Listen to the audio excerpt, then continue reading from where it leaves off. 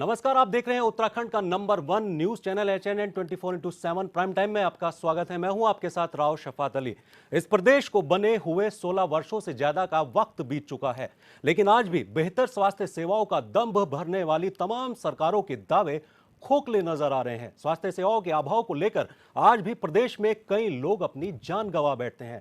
सरकार ने पहाड़ों में अस्पताल तो बना दिए, लेकिन अफसोस कि उनमें डॉक्टर्स नहीं है। ये रिपोर्ट देखिए।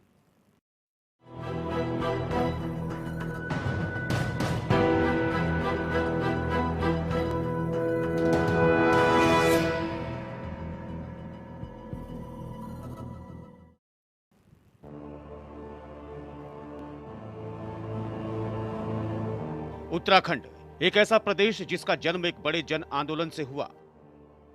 राज्य नया था, लिहाजा उम्मीदें भी नई और जवान थी। लेकिन अफसोस कि प्रदेश को बने 16 सालों से ज्यादा का वक्त बीत चुका है और आज भी यहाँ के बाशिंदों को मूलभूत सुविधाओं के लिए टकटकी लगानी पड़ती है। पहाड़ी राज्य होने के कारण यहाँ का जीवन भी पहाड़ जैसा है।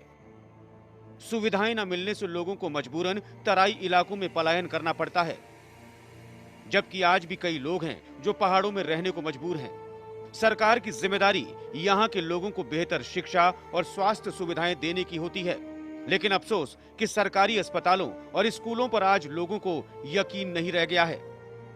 कहीं डॉक्टर का रोना तो कहीं अस्पताल इतनी दूर हैं कि लोग रास्ते में ही बेदम हो जाते हैं। अब मजबूरन पहाड़ के लोगों को या तो हल्द्वानी या फिर राजधानी दून की ओर रुख करना पड़ता है। कारण यहाँ मिलने वाली बेहतर स्वास्थ्य सुविधाएं। अपनों को अच्छा इलाज मिल सके, इसलिए लोग अपने मुताबिक पैसा खर्च करते हैं। कुछ लोग दून अस्पताल में इलाज कराने को मजबूर हैं, तो कई ऐसे भी लोग हैं जो अच्छे और प्राइवेट अस्पतालों में अपने परिजनों का इलाज करवाते हैं। लेकिन सवाल वहां खड़े होते हैं जब पैसा खर्च करने के बावजूद भी कुछ अस्पताल गलत इलाज कर देते हैं और तीमारदार महज बगले झांकते रह जाते हैं। ऐसा ही मामला देखने को मिला देहरादून में, जब एक नामी अस्पताल में एक प्रशासनिक अधिकारी के बेटे को एक्सीडेंट के चलते भर्ती किया गया। 20 दिनों तक डॉक्टरों ने अधिकारी के बेटे का इलाज किया, लेकिन मरीज के तीमारदार इस इलाज से असंतुष्ट नजर आए और तमाम आरोप अस्पताल प्रशासन पर मढ़ दिए। मामले ने इतना ज्यादा तूल पकड़ा कि अधिकारी ने पूरे अस्पताल प्रबंधन पर FIR भी दर्ज करवा ली। वहीं अस्पताल प्रशासन ने आरोपों को बेबुनियाद बताया और अपने बचाव में मेल जारी किया, जिसमें उन्होंने परिजनों को ही बच्चे को घर ले जाने का जिम्मेदार बताया। ये कोई नई घटना नहीं जब मरीज के तीमारदार और अस्पताल प्रबंधन का आपस में टकराव हुआ हो। इससे पहले भी सूबे में कई ऐसे अस्पताल हैं जहां डॉक्टरों की कमी के चलते मरीजों को अपनी जान तक गंवानी पड़ी और मामला आसानी से दबा दिया जाता है। क्या अपनी आवाज को बुलंद करने के लिए रसूखमंद होना जरूरी है? क्या इस प्रदेश में गरीबों की नहीं सुनी जाएगी? क्या यूं ही अस्पतालों में अनदेखी के चलते मरीजों की मौत होती रहेंगी? क्या यूं ही स्वास्थ्य सेवाएं धक्के खाती नजर आएंगी? हमें आज भी अच्छी स्वास्थ्य सेवाओं की दरकार है, लेकिन करोड़ों अरबों खर्च करने के बाद भी हमारी सरकारें जनता को अच्छी स्वास्थ्य सेवाएं देने में नाकाम हैं। अगर आलम यही रहा तो वो दिन दूर नहीं जब लोकतंत्र से जनता का विश्वास भंग हो जाएगा और इस प्रदेश की तस्वीर बदलने के लिए एक बार फिर जनता को बड़ा आंदोलन करना होगा। Special desk HNN 24/7। जी हां, तो ये हालात हैं उत्तराखंड में स्वास्थ्य सेवाओं के। स्वास्थ्य सेवाएं खुद वेंटिलेटर पर हैं, लेकिन सरकारें दावा करती हैं कि स्वास्थ्य सेवाएं बेहतर हैं, लेकिन बद से बदतर नजर आती हैं। सवाल बहुत हैं और इन्हीं सवालों का जवाब जानने की हम कोशिश करेंगे। स्टूडियो में हमारे साथ कुछ मेहमान मौजूद हैं। सबसे पहले मैं स्वागत करता हूं डॉक्टर गोगिया ग्रोवर जी हमारे साथ हैं, और सुरेश जोशी जी जो बीजेपी के नेता हमारे साथ हैं।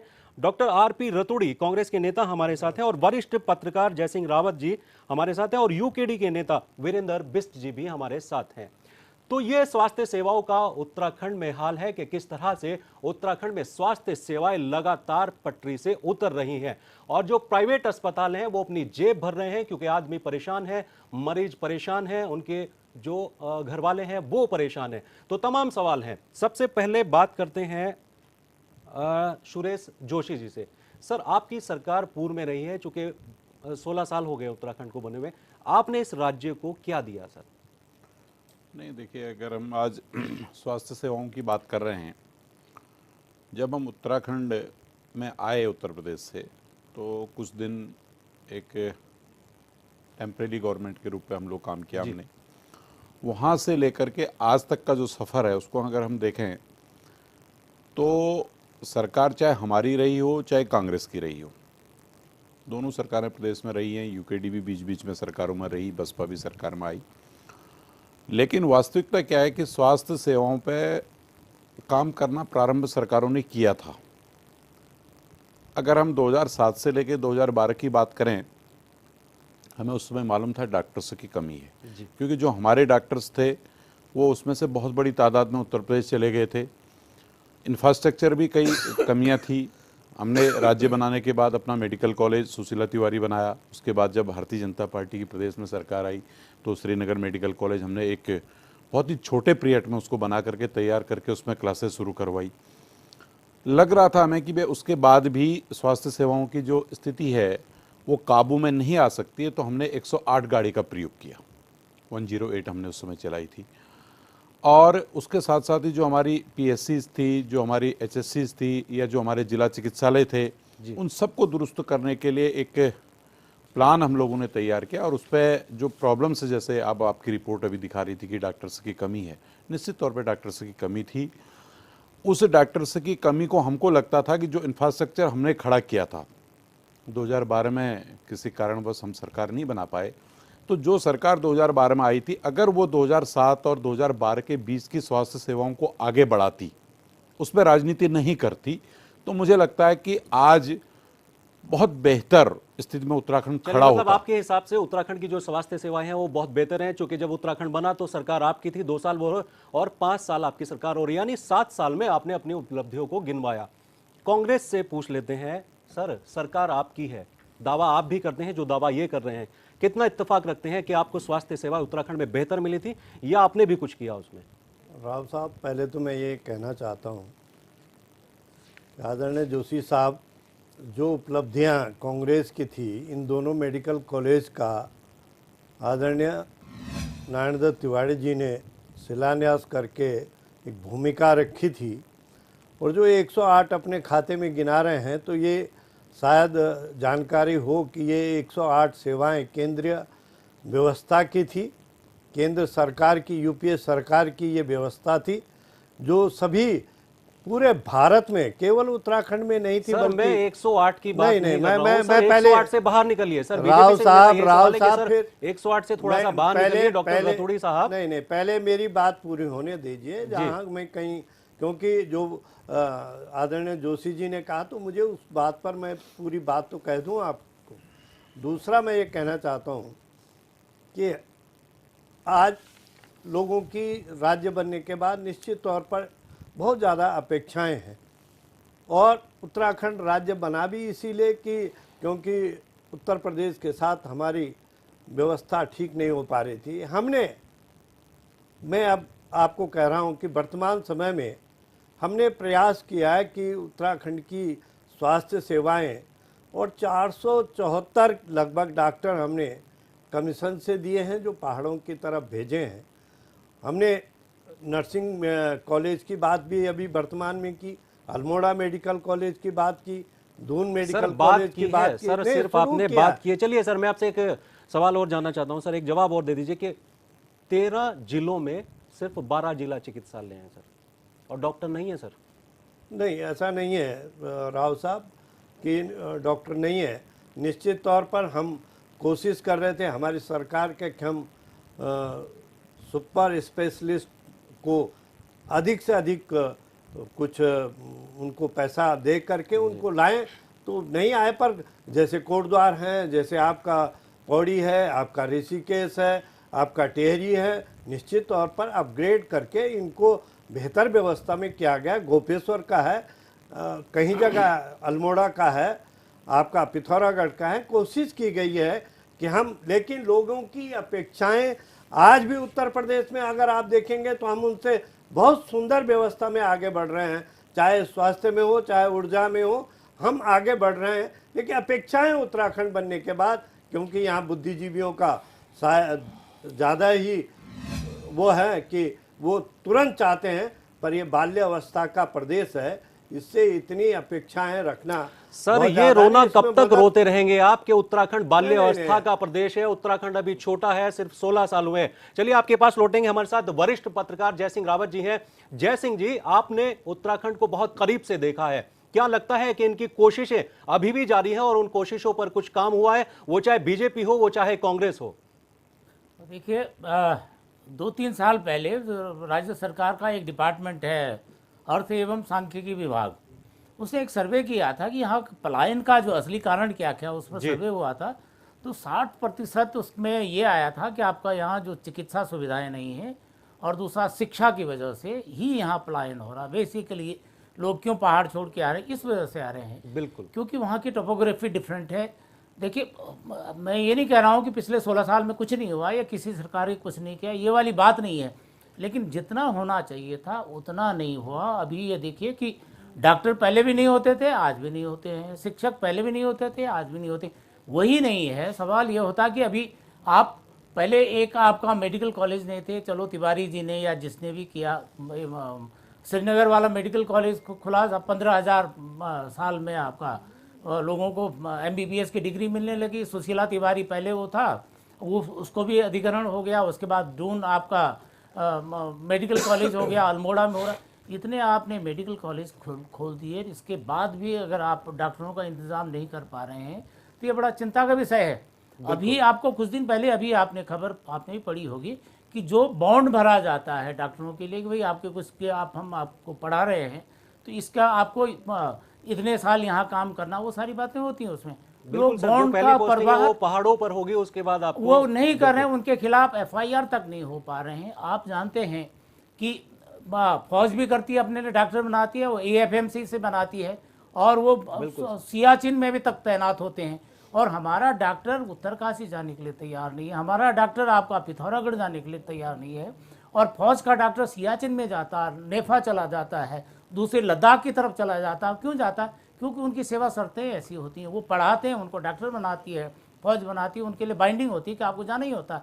हम वो बाइंडिंग नहीं कर पा रहे हैं। दूसरा ये होता है क्वालिटी की, जहाँ तक सवाल है, आपने ये जो सरकारी अस्पतालों में अब क्या होता है, पहले तो ये देखिए कि पहाड़ों में दो चीज़ होते हैं, चिकित्सा और शिक्षा जो है लगभग 80% जो है सरकार के भरोसे होती है, पहाड़ों में तो है ही है।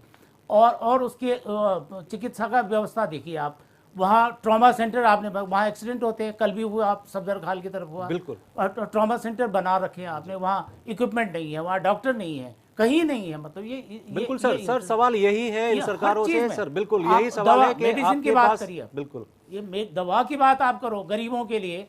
आपने नहीं सुना जो मर्क की जैसी, रेनवैक्सी की जैसी बड़ी बड़ी कंपनियां क्यों नहीं देती हैं, वो सरकारी अस्पताल में दवा क्यों नहीं आती? क्योंकि वहाँ कमीशन का चक्कर होता है, वो कमीशन के चक्कर में वो सब स्टैंडर्ड होती हैं। कई बार अखबारों में छपता है कि सरकारी अस्पतालों में एक्सपायरी डेट की दवाएं भी मिलती हैं, कोई चेक करने वाला, क्योंकि वहाँ भारी कमीशन होती है। आप ये भी जानते हैं कि ये यूपी के ज़माने से CMO की जो पोस्टिंग होती है, आप भी जानते हैं, CMS की जो पोस्टिंग होती है बिना पैसे ले दे के नहीं होती है। कई बार तो सीनियर डॉक्टर कहते हैं भाई हम क्या करें, हमारे पास पैसे देने के लिए नहीं है। ये स्थिति, जब CMS या CMO से पैसे पोस्टिंग के लिए पैसा लिया जाएगा तो वो कहाँ से कमाएगा? गरीब की दवा से कमाएगा, दूसरे जो इक्विपमेंट है उनसे इस तरह की जो व्यवस्थाएं हैं बहुत गंभीरता से सरकार को सोचना चाहिए। ऐसा नहीं पिछली बार हुआ है, जैसा हम ये कहें कि निशंक के ज़माने में क्या हुआ, कई डॉक्टर सालों से नहीं आ रहे थे, तो पहली बार निशंक ने कहा कि इनको बाहर करो, और वे उनको बर्खास्त किया गया। मतलब ये 2009-10 की बात है, इतने साल 8-9-10 साल तक आपको पता ही नहीं है कि ये डॉक्टर आ ही नहीं रहे, सरकारी रोल में उनका नाम चढ़ा हुआ, उनको बाहर नहीं कर रहे हैं। यह स्थिति है, जब तक आप आंख मूंद के रहेंगे, जब तक ये सिस्टम बिल्कुल ठीक नहीं होगा। जय सिंह जी लौटेंगे आपके पास। हमारे साथ वीरेंद्र बिष्ट जुड़े हुए हैं, UKD के नेता हैं। वीरेंद्र जी, क्या लगता है आपको कि जब उत्तराखंड बना था तो आपके जो सपने थे, इस राज्य की जनता के जो सपने थे, वो पूरे हो पाए या नहीं हो पाए? क्योंकि यहाँ अगर सेवाओं की बात करते हैं, वो चाहे शिक्षा सेवाएं हो, स्वास्थ्य सेवाएं हो, पूरी तरह से खत्म है। देखिएगा, जो सपने लेकर ये राज्य बना था, वो वास्तव में वो सपने तो आज तक पूरे नहीं हो पाए, और अभी हमें उम्मीद भी नहीं लग रही है ये सपने पूरे होते हुए, क्योंकि जिस तरह से उत्तराखंड की राजनीति में धन बल का, शराब का, तमाम तरीके का प्रयोग चल गया है, तो उससे सपने भी चकनाचूर होते दिखाई दे रहे हैं। क्योंकि जैसा कि आप जानते हैं, पूरे प्रदेश से पलायन बदस्तूर जारी है। पलायन 3 चीज़ों से होता है, स्वास्थ्य, शिक्षा और रोजगार। अब तीनों चीज़ों का अभाव इस प्रदेश के अंदर है, जबकि कुदरत ने इस प्रदेश को बड़ी ही निहायत सुंदरता से, बड़ी इत्मीनान से बनाया है। इस प्रदेश के अंदर कुदरत, कोई भी आज तक भूखा नहीं मरा है। इस प्रदेश के अंदर आज तक कोई ठंड से नहीं मरा है। ऐसा हमारी कुदरत भी हमारी रक्षा करती है हमेशा, इतनी ठंड, इतने ग्लेशियर होने के बावजूद भी। लेकिन उस कुदरत के साथ हम सामंजस्य नहीं बैठा पा रहे हैं, क्योंकि ये जो दिल्ली की सरकारें हैं, इन्हें नहीं पता है कि कुदरत के सामंजस्य, उत्तराखंड में किस तरह की कुदरत से कैसे सामंजस्य बिठाया जाना चाहिए। अभी जैसे हम लोग कह रहे हैं कि ये भाई फलाने लोग, डॉक्टर लोग पहाड़ों पर नहीं बैठते हैं। हर एक शिक्षक चाहता है कि मैं देहरादून, उधम सिंह नगर, हरिद्वार में हो जाऊं, तो आखिर क्यों नहीं सबसे चाहिए? बड़ी मुसीबत यही है, बिल्कुल हर कोई वीरेंद्र जी, सबसे देहरादून, बड़ी उधम सिंह, मुसीबत यही है कि देखिए, डॉक्टर हो जी, या जी, शिक्षक हो, मैं वो मैदानी इलाकों में अपनी पोस्टिंग चाहता है, वो पहाड़ों पर जाना ही नहीं मैं चाहता। और इसीलिए इसीलिए चाहता हूं, लेकिन- ये तमाम जो लेकिन पॉलिसी शिक्षा ऐसी- सेवाएं हैं या स्वास्थ्य मैं उसी सेवाएं बात पूरी पर तरह कर से रहा हूं, लचर हैं। पॉलिसियां ऐसी बननी चाहिए कि वो और क्यों नहीं टिकेगा। देखिएगा, सबसे पहले तो नेताओं को उदाहरण देना पड़ेगा। सबसे पहले हमारे 13 जिले हैं, 13 जिले में से 10 जिले हमारे पहाड़ी हैं, तो आखिर देहरादून में ही क्यों अस्थायी अभी तक राजधानी है? अभी तक राजधानी का फैसला क्यों नहीं कर पाए? अरे जब राजधानी गैरसैंण में होगी, पहाड़ में होगी, जब नेता वहां बैठेगा, प्रदेश का मुखिया वहां बैठेगा, प्रदेश मुख्य सचिव वहां बैठेगा, पूरी मशीनरी वहां बैठेगी, तो डॉक्टर को भी वहां बैठना पड़ेगा, शिक्षक को भी बैठना पड़ेगा, तमाम लोगों के लिए नजीर वीरेंद्र पैदा जी, होगी। आपने कभी तो आवाज उठाई ये है इस होना बात पड़े। को लेकर? आप हम लोगों उत्तराखंड ने की स्थानीय लगातार पार्टी आवाज माने उठाई जाते है। हैं, सबसे बड़ी पार्टी मानी हम जाते लोगों ने हैं। आप सिर्फ हम अपनी लोगों ने पार्टी के लगातार आवाज उठाई है। इस प्रदेश के अंदर अगर किसी ने आवाज उठाई है तो उत्तराखंड क्रांति दल ने उठाई है, हमेशा लगातार उठाते रहे। और अभी भी जो हमारा एजेंडा बना था, उसमें हम लोगों ने कहा है, अगर उत्तराखंड क्रांति दल की सरकार आती है तो उसका शपथ ग्रहण भी गैरसैंण में होगा, और उत्तराखंड की राजधानी 1 महीने के अंदर अंदर गैरसैंण पूर्व घोषित की जाएगी। बल्कि 24 घंटे के अंदर, हमारे अध्यक्ष जी ने कहा था कि 24 घंटे के अंदर अंदर गैरसैंण। चलिए, आपके हिसाब से अभी लेकिन सपने अधूरे हैं। और चलिए, लगातार वीरेंद्र जी लौटेंगे आपके पास। वीरेंद्र जी लौटेंगे आपके पास। वीरेंद्र जी आपके पास लौटेंगे। हमारे साथ डॉक्टर गोगिया ग्रोवर जी जुड़े हुए हैं। सर, आपने तमाम बातों को सुना, बीजेपी की बात को सुना, कांग्रेस की बात को सुना, वरिष्ठ पत्रकार ने जो बताया वो सुना, और यूकेडी क्या कह रही है वो सुना। जो सरकारी अस्पताल हैं उनके हालात बेहतर नहीं है, और प्राइवेट अस्पताल लोगों की जान निकाल रहे हैं, उनके बजट से ज्यादा उनसे पैसा वसूल रहे हैं। आप एक डॉक्टर हैं, क्या मानते हैं इस पेशे में, क्या ये सही है? देखिए साहब, ऐसा है कि प्राइवेट अस्पतालों के लिए जो नियम कानून है वो फॉलो करते हैं। रही बात जो आप कह रहे हैं कि सरकारी अस्पताल में सुविधा नहीं है और प्राइवेट अस्पतालों में सुविधा है, तो प्राइवेट अस्पताल वाले जो भी प्रैक्टिस करते हैं, जो भी अपना अस्पताल चलाते हैं, वो खर्चा करते हैं, सरकार के नियम के कानून के मुताबिक करते हैं। फ़ीस के लिए भी अब जो है क्लिनिकल एस्टेब्लिशमेंट एक्ट एक आने वाला है कि उसमें फ़ीस भी निर्धारित कर दी जाएगी। अभी मोदी जी की सरकार ने स्टैंड की कीमतों में वो कर दिया है। डॉक्टर साहब निष्पक्ष बात करिए। आप चूंकि एक प्राइवेट मैं निष्पक्ष प्रैक्टिस करते हैं सर, तो मैं ये जानना चाहता हूं, क्या जो प्राइवेट अस्पताल हैं वो मनमानी करते हैं? सर, इसके बारे में तो मैं कुछ नहीं कह सकता, क्योंकि मैं तो एक छोटा सा क्लिनिक चलाता हूँ, और डॉक्टरों को जनरली ये अधिकार होता है, चाहे वो क्लिनिक चलाते हो या अस्पताल चलाते हो, कि अपने क्वालिफिकेशन के आधार पे और तजुर्बे के आधार पे वो लोग अपने रेट, जो भी कंसल्टेशन फीस है या ऑपरेशन की फीस है, वो रेट तय करते हैं। अब उस अस्पताल में जाना क्यों होता है, ये मैटर करता है कि भाई एक व्यक्ति को वही सुविधा अगर सरकारी अस्पताल में सस्ते दामों में मिल रही है तो वो प्राइवेट अस्पताल क्यों जाएगा। तो मोटी बात तो ये है, जो मुझे लगता है, कि आप सारी सुविधाएं जो प्राइवेट अस्पतालों में हैं वो हम सरकारी अस्पतालों में दे दें, चाहे कुछ समय उसके लिए कोशिश करें, तो ये बिल्कुल सरकारों को आंखें खोलनी होंगी। डॉक्टर साहब, आपसे एक जवाब मैं और जानना चाहता हूँ। नेशनल सैंपल सर्वे की जो रिपोर्ट आई थी उसमें बताया गया कि जो सरकारी अस्पताल हैं उनसे 4 गुना ज़्यादा प्राइवेट अस्पताल पैसा वसूलते हैं। क्या वही खर्च में प्राइवेट अस्पताल नहीं कर सकते चीज़ें? सर, जो मेरा जो समझ है, मेरे को ये समझ में आता है कि प्राइवेट अस्पताल बनाने में खर्चा लगा, उनका मेंटेनेंस कॉस्ट जो होता है वो ज़्यादा होता है।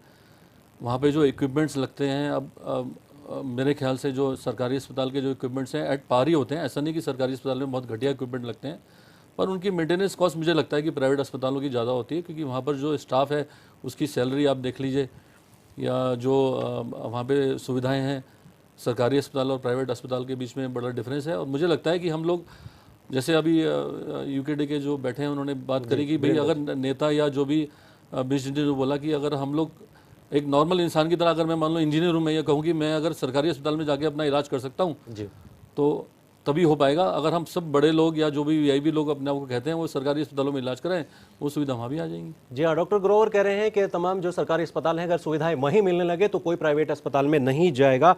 डॉक्टर आरपी रतूड़ी जी, कब तक व्यवस्थाएं सुधरेंगी? राव साहब, पहले तो मैं ये कहना चाहता हूँ, आज प्रेस्टेज ऑफ सिंबल हो गया कि वो बड़े प्राइवेट अस्पतालों में जाना चाहता है। यहाँ कोर्नेस हॉस्पिटल है, बिल्कुल, मैं आपकी इस बहुत बात से सुंदर सहमत हूं। जी। फोर्टिस का वहाँ पर, क्योंकि पीपी मोड़ पे है आपका, वहाँ पर दूसरे और भी हैं, बहुत अच्छे स्पेशलिस्ट हैं। लेकिन आदमी ने क्या हो गया कि आदमी की आर्थिक स्थिति बहुत मजबूत होके प्रेस्टेज सिंबल भी हो गया कि मैक्स में जाना है, सिनर्जी में जाना मतलब है। एक स्टेटस सिंबल बन गया है कि आप जी, सरकारी अस्पताल में ये नहीं जाएंगे, ऐसा आप नहीं प्राइवेट है। अस्पताल हमारे में जाएंगे। सुपर स्पेशलिस्ट दून हॉस्पिटल में है, तमाम है, क्योंकि वही अगर दूसरी जगह जाते हैं तो बहुत बेहतरीन डॉक्टर हो जाते हैं। सर, जब वो हॉस्पिटल में होते हैं, रतूड़ी सर, ये साइकोलॉजी भी हो ये गई। सर ऐसे नहीं बच सकते आप सर, आपको जवाब देना ना, होगा। मैं- ये आप जनता के ऊपर ही थोप रहे हैं कि एक स्टेटस सिंबल बन गया है। आपकी राव सरकारें साहब, यहाँ मैं मौजूद राव है, साहब, मैं बीजेपी बात कह मौजूद रहा हो, हूं। कांग्रेस मौजूद हो, यहाँ आपको पर दोनों आप कह बातें रहे हैं सुनाई कि दी कि स्टेटस भाई जो है सिंबल बन स्वास्थ्य गया है। कार्ड सर, जो है, यहाँ अगर भी चलना आप चाहिए। अपने अस्पतालों में नहीं, सुविधाएं आप- देते हैं तो फिर क्यों प्राइवेट अस्पताल में जनता जाएगी? अरे सर, हजूर, आप बोलने देंगे तब तो मैं बता सर, रहा पूरा हूं। मौका दे रहा हूं मैं बोलने एक का बात आपको। कह रहा हूं कि, और इसको कमीशन आप कहाँ भी से मिलेगी मानेंगे, फिर? इसको आप भी मानेंगे, हमने बहुत बेहतरीन व्यवस्था दून हॉस्पिटल में दे रखी है। लेकिन अधिकतर आप बड़े लोगों को देखो, आप ऐसा भी नहीं कि वहाँ बोझ नहीं है, बोझ वहाँ है। लाना पड़ रहा है इस टाइम। हाँ, क्या बोल रहे हैं बीस जी? मैंने कहा दून अस्पताल में भी नाम की व्यवस्था है। अभी आप जाकर देखें, मैं डेली लगभग दून अस्पताल जाता हूं, अभी भी मैं दून अस्पताल से आया हूं।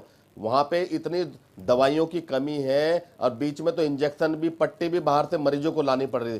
इतने बड़े बड़े दावे, इतने बड़े बड़े, जितने बड़े बड़े होल्डिंग बैनर आप लोग लगा रहे हैं, तो उतने अगर सुविधाएं लगा दें, दून अस्पताल के अंदर दवाएं दे दें तो दिक्कतें हैं। और जैसे डॉक्टरों को भी कोई पर है। इंफॉर्मेशन ये किया जाता है कि भाई बाहर से दवाई मत लिखो, कई बाहर से दवाई मत आप लिखो, ये भी जी, कहा जाता है जी, कई जी, जगह। आप और वो उनकी दवाइयां उस परिस्थितियों को भी अस्पताल के देखिए। अंदर है ही नहीं। उनका बजट भी एक उस दवाइयां व्यवस्था भी के आती होती तहत है, होता तो है। क्या करेगा अब आदमी? अगर आप वो लिखनी बजट पड़ती है कई में बार। आप हम वही लोग जो देखते है हैं, practical 50,000 और 1.5 लाख रुपए प्राइवेट में खर्च करते हैं, यहाँ आप 2 गोली लेने के लिए कह रहे हैं कि आप बाहर से लिख दिया।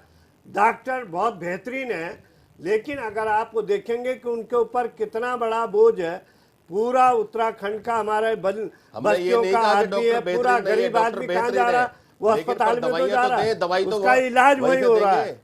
अभी एक दवाई महिला का बहुत ऑपरेशन कराया बेहतरीन था, है, तो लेकिन उसके- जिस तरह का उनके ऊपर गरीब बोझ महिला है, थी, स्वास्थ्य कार्ड नहीं चला, तो हम लोगों ने चंदा करके उसकी रॉड मंगाई है। तो ऐसा हाल इस प्रदेश के अंदर हो गया है। तमाम जगह उनने चक्कर काटे, मुख्यमंत्री आवास पे गई, अधिकारियों के यहाँ गई, तब हम लोगों ने डॉक्टर के यहाँ जाके डॉक्टर देखिए वहाँ थे। पहला चलिए, पहला बिस जी, राज्य है रतूड़ी जी जहाँ लौटेंगे एक आपके लाख पास। बिस बत्तीस जी, हजार रतूड़ी बना जी, दिया है। बिस जी, गरीबों रतूड़ी का जी, कौन होगा? मुख्यमंत्री सर, भी स्वास्थ्य हॉस्पिटल मैक्स बीमा में का है, ये आज पहला एक मैक्स राज्य में है। स्कैंडल हुआ है, आप उसका तो पूरे लाभ नहीं प्रदेश में ऐसे मीडिया में चर्चा एक का दो विषय बन उदाहरण गया है। देकर के ऐसे पूरे ऐसे राज्य स्कैंडल तो की मैक्स में रोज व्यवस्था होते हैं, को आप सीएमआई नहीं में बता रोज सकते। होते हैं, जॉली ग्रांट में रोज हो रहे हैं, लेकिन कौन उठा रहा है गरीबों की? आज एक अधिकारी का हुआ है, तो आज ये मुद्दा बन गया पूरे प्रदेश के अंदर। अरे उन गरीबों की भी तो आवाज होनी चाहिए, उन गरीबों की आवाज भी तो दिखाओ। तरह बिस जी, गरीबों बिस को जी, कोई बिस जी, सोच रतूड़ी जी, करके। बिस जी, रतूड़ी जी, बिस जी, लौटेंगे आपके पास। बिस जी, रतूड़ी जी, क्योंकि ये चर्चा अभी जारी है, यहाँ वक्त तो चला है प्राइम टाइम में एक छोटे से ब्रेक का, वापस लौटेंगे।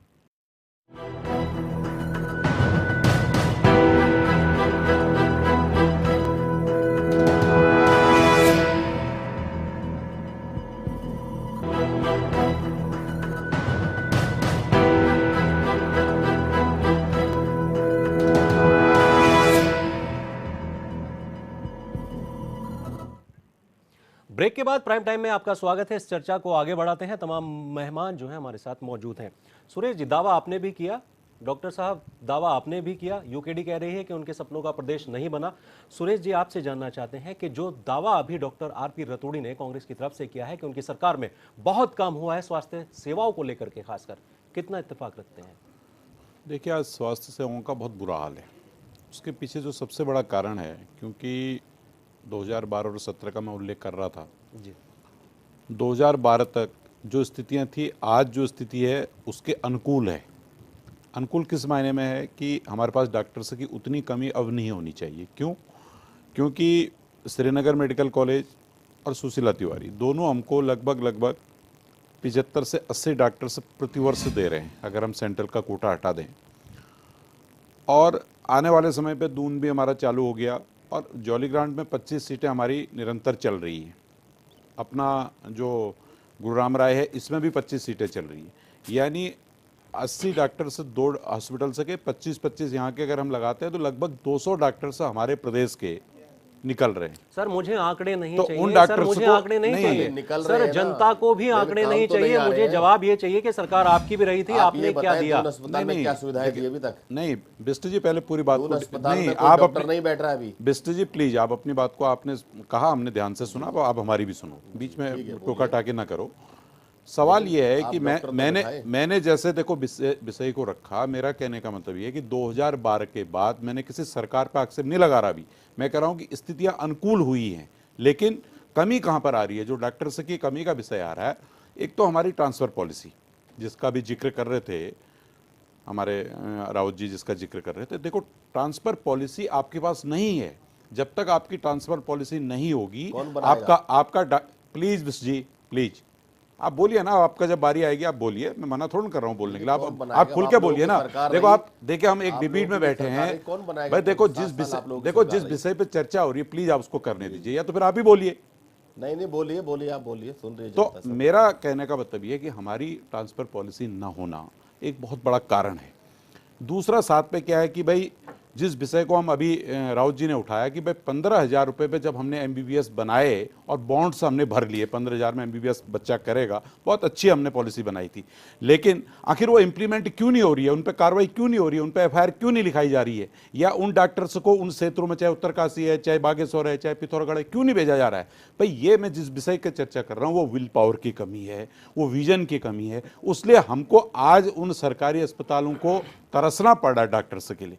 दूसरा जहाँ तक विषय है कि जो बजटीय प्रावधान है, अगर इन 5 वर्षों का उल्लेख करो तो बजट में आपने स्वास्थ्य के बजट में कितनी बढ़ोतरी की है? जोशी जी, ये जो पॉलिसी है, जिस पॉलिसी की आज आप बात कर रहे हैं, सरकार आपकी थी 2007 से लेकर 2012 तक, पॉलिसी उस समय नहीं बन सकती। पॉलिसी कौन बनाएगा? नहीं देखिए, 2007 से लेकर 12 तक हमने पॉलिसी बनाई ना, उसी का तो मैं उसी विषय पे मैं चर्चा कर रहा हूँ। देखो मैं उसी पॉलिसी, नहीं आप सुनिए ना, मैं उसी पॉलिसी की बात कर रहा हूँ जी, मैं सुन देखो रहा हूं। 2007 से लेकर 12 तक जब भारतीय जनता पार्टी की इस प्रदेश में सरकार थी, जब तिवारी जी की उससे पहले 2002 से 7 तक की सरकार थी, उस पे और उस पे आप आंकड़े निकालिए। हमने जो है कि जो स्वास्थ्य का बजट था उसमें 24% की बढ़ोतरी की थी, यानी कि दवाई की खरीद के लिए। पहली बात, हमने 108 का जिक्र किया, अभी डॉक्टर साहब ने बहुत आराम से, बहुत इजीली कह दिया कि 108 तो देश की सेवा थी। मैं डॉक्टर साहब से ये पूछना चाहता हूं कि इस देश के अंदर 30 राज्य हैं, 30 के 30 राज्यों में 108 क्यों नहीं चली? आखिर 2007 से लेकर 2012 तक उत्तराखंड में ही क्यों चली? नहीं प्लीज सुनिए, आप अपनी बारे में बताइएगा। देखो वो विषय जो है कि 2007 से लेकर 12 तक भी वहां और जगह भी चलनी चाहिए थी, और उसका जो 2007 और 12 का अगर 108 जो गाड़ी हमने चलाई, उसका बजटीय प्रावधान देखिए कि उसके लिए हमने कितना बजट रखा था। अगर वो केंद्र की योजना थी, यहां पर जो है कि आपकी सरकार आ गई, केंद्र ने योजनाओं में कोई तब्दीली तो की नहीं, तो 108 सर आपको पता है 108 का नाम भी बदला जा चुका? क्यों सर दम आपको तोड़ गई? पता है कि 108 का नाम बदला जा मालूम है चुका? मुझे। जो 108 सेवा आप दावा कर रहे हैं कि आपने अभी चलाई फिर थी, बंदी के वो केंद्र कगार सरकार पे ने खुद कहा है कि वो राज्य की अभी सेवा फिर नहीं है, वो बंदी के केंद्र सरकार कगार की पे सेवा कई है। जगह नहीं, पे- 85-15 का एवरेज है, 85%। मैं ये पूछना तो चाह रहा हूँ कि केंद्र भाई वो राज्य योजना ये बंद क्यों की गई? ये बिल्कुल आज वो दम क्यों तोड़ रही है? सेंट्रल ऐसा का ही है है ना? और 15% केवल रखरखाव के लिए पेट्रोल का प्रदेश सरकार का है। ये इसको अध्ययन कर नहीं, लो आप। पहले नहीं, मैं कोई झूठ नहीं बोल रहा हूँ, तो नहीं। आंकड़े हैं, आप मंगा लीजिए। नहीं रतोड़ी साहब, अगर 85% केंद्र का है। नहीं, वो 85% केंद्र का और 15% राज्य का, तो क्या आज उत्तराखंड ऐसी स्थिति में आ गया है कि जो 15% भी देने की स्थिति में नहीं आप ये है, वो सेवा बंद हो रही है? ये 3 साल ये का तो आप सरकार बताओ आपकी है ना आज। ये आपका केंद्र का है। 3 साल नहीं, में ये तो आपने सरकार बजट आपकी कितना है। दिया?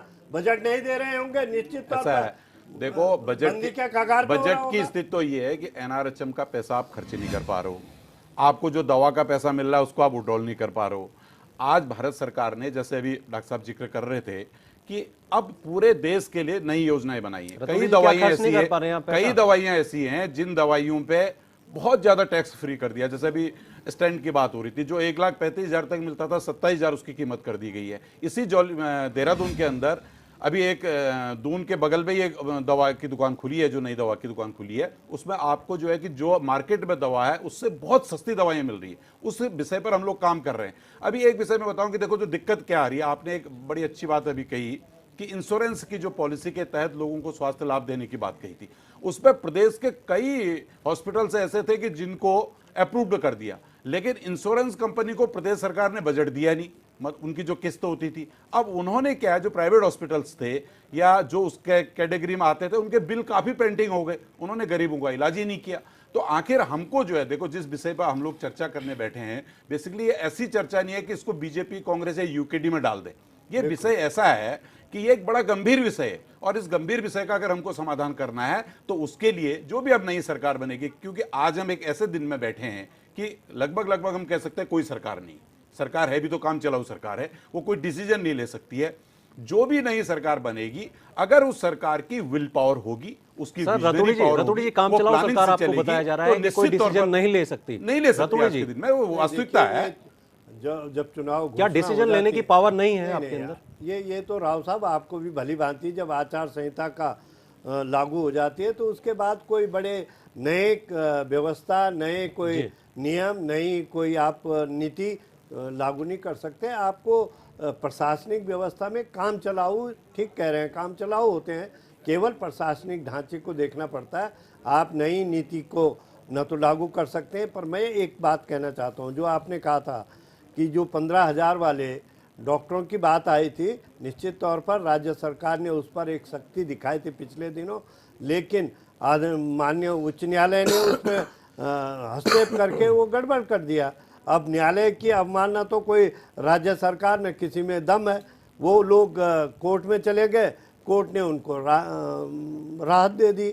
इसमें राज्य सरकार ने स्पष्ट कर दिया था और उनके बॉन्ड को रतूड़ी जी आपके मुख्यमंत्री ने मुख्यमंत्री स्वास्थ्य बीमा योजना चलाई है, पता है आपको अच्छी तरह से। आज हालात पता है उसके क्या हैं कि जब कोई मरीज अपना इलाज कराने के लिए अस्पतालों में जाता है तो उसको बाहर का रास्ता दिखा दिया जाता है और वो कहते हैं कि ये योजना आप काम नहीं कर रहे। नहीं, किसी को नहीं क्या वो योजना सिर्फ चुनाव के लिए थी? केवल सर बहुत सारे मामले मेरे सामने आ चुके हैं ऐसे, बहुत सारे मरीजों के फोन आते हैं सर, वो कहते हैं कि इस योजना का हम क्या करें, इस कार्ड का हम क्या करें। लोगों ने लाभ लिया है उसका, सर लाभ लिया है, अब कंटिन्यू क्यों नहीं दे रहे हैं सर? अब कंटिन्यू हमने कहा कि अब आने वाली सरकार है, अब ये काम, क्योंकि 2 महीने इस तरह रहा तो 7 महीने आपको मालूम है हमारी बजट व्यवस्था क्या रही है।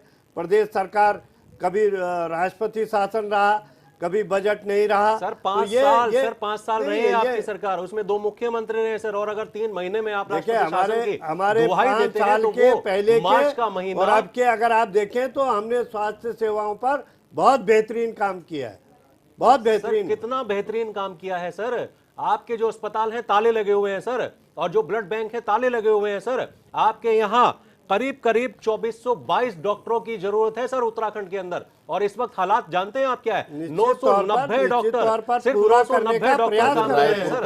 हॉस्पिटल भी चर्चाओं का विषय रहा, अभी प्रेमनगर का हॉस्पिटल चर्चा का विषय रहा, विकास नगर में रहा है, यहाँ पे डॉक्टर नहीं बैठे हैं, तमाम लोग। देखिए राज्य सरकार ने तमाम लोग जो है, केवल अगर आप भी होते तो आप डॉक्टर ना बैठने की वजह से हमने पीपी मोड तक में भी व्यवस्था की। अभी भी रायपुर में बहुत बड़ा धरना प्रदर्शन वाली जनता ने किया है। पहाड़ों की तरफ जाने के लिए हमको समय अभी लगेगा कि जो हमारे सुपर स्पेशलिस्ट डॉक्टर हैं, अभी पहाड़ चढ़ने में थोड़ा समय लगेगा। निश्चित दे दीजिए रतूड़ी सर, जोशी सर लगेगा इस पे सरकार जी, पहले सिंपल वाले ही दे दीजिए डॉक्टर सर। स्पेशलिस्ट हमने आयोग से दिए हैं साहब, 474 दिए हैं पिछले साल, 474 डॉक्टर गए कहाँ? पहाड़ों पे नहीं बैठे डॉक्टर, वो सब पहाड़ों में है। वो सब या तो मुख्यमंत्री जी के यहाँ बैठे होंगे, आपको ज्ञान नहीं है, या अधिकारियों के यहाँ बैठे हुए। हमने पहाड़ों पे तो कोई नहीं गया अभी भी, आयोग से दिए हैं, पहाड़ों पे कोई नहीं गया। अभी लेटेस्ट घटना बताएं, अभी मौरी में कुत्ते ने काट लिया था रात को, वो तक यहाँ पे रेफर किए गए। मतलब ऐसे ऐसे डॉक्टर बैठे हैं आप लोगों के, जो है भी तो वहाँ डॉक्टर ही नहीं है। कई जगह सर्जन बैठा दिया तो एनेस्थीसिया वाला नहीं है, कई जगह एनेस्थीसिया है तो सर्जन नहीं है। मशीनें खरीदने में, मशीनें खरीदने में तो बड़ी फुर्ती दिखाते हैं क्योंकि उसमें कमीशन मिलता है। अभी लेटेस्ट घटना है, 4.5 करोड़ रुपए का चूना सरकार को लगाया जा रहा था, 4.5 करोड़ रुपए का चूना सरकार को लगाया जा रहा था। मार्केट रेट से जो है 4.5 करोड़ रुपए की ज्यादा एम्बुलेंस खरीदी जा रही थी। अभी उसका सर्वे यहाँ पे हिमाचल से किया गया, अभी सर्वे पंजाब से किया गया, तो वहाँ के रेटों में और यहाँ के रेटों में जो 4.5 करोड़ रुपए का अंतर पाया गया। तो ऐसे ऐसी योजनाएं सरकार चला रही है और दबाव अधिकारियों पर बना दिया जाता है कई जगह कि इन्हें खरीदा जाए। क्यों? क्योंकि उसमें कमीशन मोटा मिलता है। अभी दून अस्पताल का ले लेटेस्ट, ऐसी ऐसी मशीनें, ऐसी ऐसी दून अस्पताल के अंदर, लेकिन वो चलाने वाले टेक्नीशियन नहीं है, क्योंकि मशीनें खरीदने में तो कमीशन मिलकर साइड हो जाता नेता, और जो उनको चलाने वाले टेक्नीशियन है वो अभी तक नहीं है। इतनी स्टाफ की कमी है। अभी जो स्टाफ 4th क्लास में है, कोई वैसे उसमें संविदा पे भी रखे, उन्हें परमानेंट नहीं किया है, और इतना स्टाफ कम है। बड़े बड़े अधिकारी तो ये लोग भर्ती कर लेते हैं। ये मैं भारतीय जनता पार्टी और कांग्रेस के आपके माध्यम से ये पूछना चाहता हूँ, मुझे लगता आज कह रहे स्वास्थ्य विभाग के अच्छे नहीं, कौन से विभाग के, कौन सा विभाग अच्छा चल रहा है? आपका पर्यटन विभाग नहीं चल रहा है। आप दोनों सरकारों में रहे, आपका जो आप दोनों सरकारों में रहे, आपका जो आप भाजपा में भी रहे, आप कांग्रेस में भी रहे, चिंता मत करो, अब नहीं रहेंगे। वहां पर क्यों नहीं कहा ये बात? हमारी बैसाखी के बगैर तुम्हारी सरकार भी नहीं चली थी। हमारी बैसाखी के बगैर सरकार भी नहीं चली थी, लेकिन अब अगर बैसाखी की जरूरत पड़ेगी तो बैसाखी आपको नहीं मिलेगी। आपके मुखिया कह रहे हैं, आपके मुखिया का कहना है कि यूकेडी एक अच्छी पार्टी है, उससे समर्थ। अरे मुखिया को बोलिए, या तो आप गलत है या मुखिया गलत है। आपका मुखिया कह रहा है कि यूकेडी अच्छी पार्टी है और आप कह रहे हो कि गलत पार्टी है, मलाई खाई। बताओ हमारे नेताओं पे किसी भ्रष्टाचार का आरोप है? बताइए किसी नेताओं पे भ्रष्टाचार का अगर आरोप है तो बताइए, कराइए FIR दर्ज। मैं ये कहता हूँ, बताइए कौन से विभाग की आपके अच्छी चल रही है? आपका परिवहन विभाग घाटे में, PWD घाटे में, यूपी निर्माण निगम को काम दिया जा रहा है, PWD को काम नहीं दिया जा रहा है। तमाम तरह के जितने भी विभाग है सब घाटे में। स्वास्थ्य विभाग का बेड़ा गर्क है और हड़ताली प्रदेश आपका शिक्षा विभाग बन गया। कौन सा विभाग, मेरे को एक विभाग बता दीजिए इस प्रदेश के अंदर जो बहुत अच्छी तरह से चलाओ, जहाँ पे हड़ताल नहीं हो। पूरे प्रदेश को आप लोगों ने हड़ताली प्रदेश बना दिया है। आपने तो केवल नारे लगाने, इस प्रदेश को बेहतर करने में। अरे जहाँ पे आप जैसे लोग, जहाँ पे आप जैसे नेता होंगे, जहाँ पे इस प्रदेश के अंदर धन बल के नौबत, अभी आप लोगों के तमाम ट्रकों के ट्रक दारू में पकड़ी गई। बिष्ट जी जिम्मेदारी से आप भी नहीं बच सकते। बिष्ट जी, वीरेंद्र बिष्ट जी, जिम्मेदारी से आप भी नहीं बच सकते, बीजेपी भी नहीं बच सकती और कांग्रेस भी नहीं बच सकती। जवाब देना होगा, क्योंकि आप भी सरकारों के साथ रहे हैं। वीरेंद्र बिष्ट जी, आपकी पार्टी ने भी सरकारों का साथ दिया है। स्वास्थ्य विभाग इन पे रहा कब से? अब ये दून अस्पताल को देख लीजिए, मेडिकल कॉलेज यहाँ पे बना दिया है महंत इंद्रेश के पर्यावरण में, और यहाँ पे हॉस्पिटल यहाँ पे बनाया। अरे एक जगह बनाना चाहिए था। पहले तो जब से मेडिकल कॉलेज दून अस्पताल को घोषित किया है तब से इस प्रदेश के अंदर मरीज दर दर भटक रहा है। डॉक्टर सिर्फ 2 हफ्ते में 2 दिन बैठते हैं और उसके बाद एक दिन तो आदमी लाइन लगने में काट देता है, दूसरे दिन जब टेस्ट लिखते हैं, जब टेस्ट करा के आता है तो डॉक्टर नहीं मिलते। इतनी स्थिति खराब इस प्रदेश के अंदर हो गई, जनता का आक्रोश कभी भी भड़क सकता है। आप दून अस्पताल में देखिए, 2 रुपए की 25-25 पैसे वाली वो दवाइयां दी जा रही है, बाकी कोई दवाई दून अस्पताल के अंदर नहीं है। अरे वहाँ न्यूरो सर्जन है, वहाँ कार्डियोलॉजिस्ट सिर्फ 2 दिन बैठ रहे हैं, 2 दिन बैठ रहे हैं सिर्फ। आप जरा आप याददाश्त दुरुस्त करिए, सिर्फ 2 दिन बैठ रहे हैं। सर्जन भी है, सर्जन भी 2-3 दिन बैठते हैं, और जो आपके फिजिशियन है वो 2 दिन बैठता है एक आदमी, और अगला जैसे आज सपोज आज एक बैठा, 2 दिन वो अगले हफ्ते बैठेगा। फिर जब तक अगला मरीज का कोई और लेता नहीं है उनके प्रिस्क्रिप्शन, वो कहते हैं भैया जिसको दिखाया उसी को दिखाओ।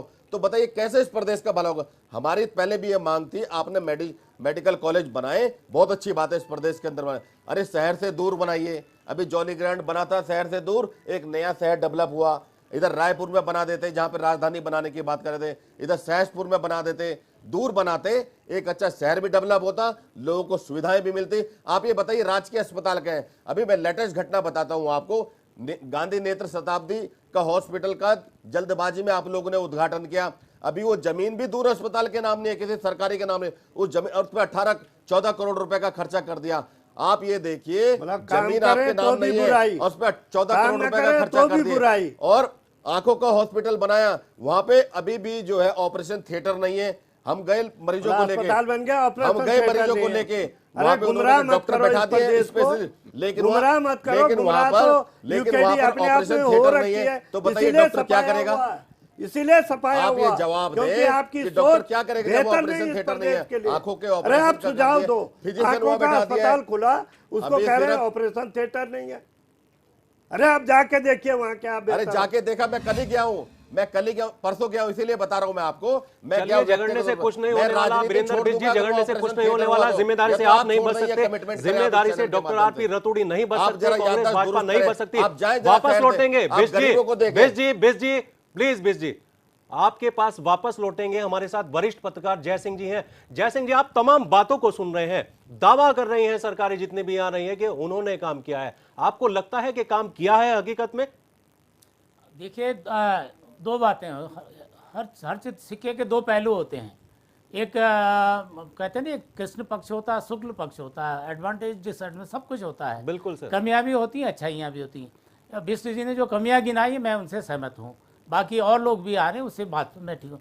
लेकिन सिक्के का दूसरा पहलू देखिए, 16 साल पहले यहाँ चिकित्सा और स्वास्थ्य सुविधाएं क्या थी, आज क्या है, काफ़ी इम्प्रूवमेंट हुआ है। मैं कह रहा हूँ उस चीज़ को भी हमें भूलना नहीं चाहिए। वो 108 मैं कह रहा हूँ, गांव में एक बार मेरा भाई बीमार हो, इंटीरियर मेरा गांव है, वहाँ बीमार पहले तो बड़ा मुश्किल होता था, लोग रास्ते में दम तोड़ देते थे, चाहे प्रसव वाली महिलाएं होती थी और होती थी।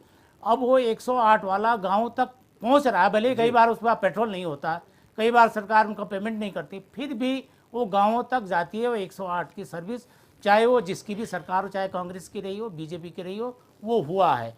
और सुनिए, पहली बार हम ये सुनने कहीं एक्सीडेंट होता है तो उसको घायल को उठा के हेलीकॉप्टर से देहरादून लाया जा रहा है, ये भी 16 सालों में पहली बार हो रहा है।